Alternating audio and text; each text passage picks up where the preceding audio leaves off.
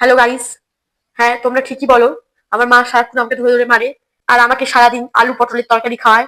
হ্যাঁ, একদিন দেখবি এই আলু পটলের তরকারি খেতে খেতে আমি মরে যাবো। সারাক্ষণ শুধু গাইস গাইস গাইস। কে এই গাইস? হ্যাঁ, কোথাকার গাইস? ওই গাইস তোকে খাওয়ায় না পড়ায়? হ্যাঁ, সারাক্ষণ ওই গাইস গাইস গাইদের সামনে বাবা বদনাম। জানোয়ার মেয়ে একটা, দেখ জানোয়ার পেটে ধরেছি, বদ বাজে মেয়ে।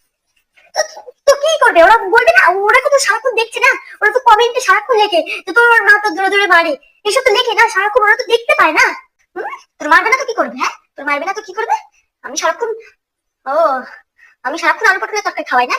কে ওই তো তোদের, যা ওই গাইসদের কাছে যা, দেখ কি খেতে দেয়। বাড়ি থেকে বেরিয়ে যাবি আজকের পর থেকে, যেন তোকে বাড়িতে না দেখি। বাড়ি থেকে বেরিয়ে যাবি, ওই গাইসদের কাছেই তুই থাকবি, খাবি, ওরাই তোকে দেখবে। আমি যেন আর তোকে বাড়িতে না দেখতে পারি। বাড়িতে দেখতে পেলে মেয়েরা তো ঠাং ভেঙে দেবো। একটা জানোয়ার বদমাইশ মেয়ে কথা। আহা, আমি পারি না আর